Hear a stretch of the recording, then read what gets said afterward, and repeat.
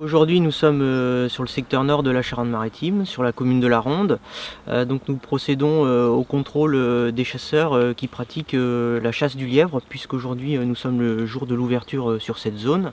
La Charente-Maritime est découpée en différents secteurs de gestion de lièvres, sur lesquels des modalités sont appliquées en fonction des densités présentes sur le terrain, que l'on estime chaque hiver dans le cadre des comptages.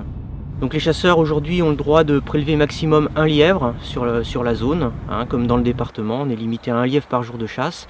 Et donc les chasseurs doivent noter au fur et à mesure les animaux qu'ils prélèvent sur leur carnet de prélèvement. C'est une obligation réglementaire prévue par l'arrêté préfectoral.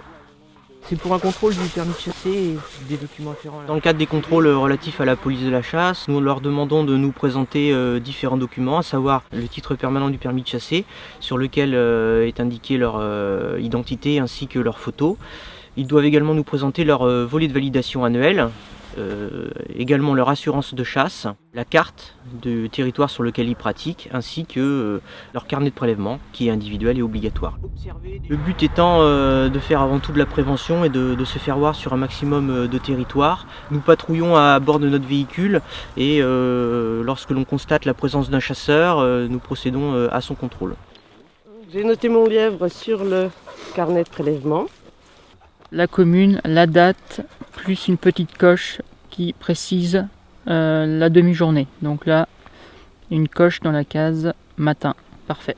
Nous effectuons environ 1000 contrôles par an de chasseurs en individuel et nous contrôlons environ 370 à 380 communes. Nous avons quand même une présence régulière, on a un contact fréquent avec les différents responsables d'associations, ce qui nous permet d'avoir beaucoup d'informations.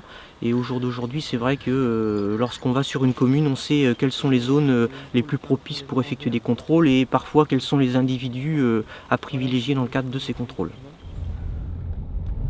C'est l'une des seules espèces de petits gibiers sauvages que l'on a encore en plaine dans notre département. Il y a de réels efforts qui ont été faits depuis bientôt une vingtaine d'années en faveur de cette espèce. Et donc le message de la fédération est avant tout de faire voir qu'il y a une présence sur le terrain de manière à dissuader certains individus de frauder et donc de respecter les PMA, prélèvement maximum autorisé.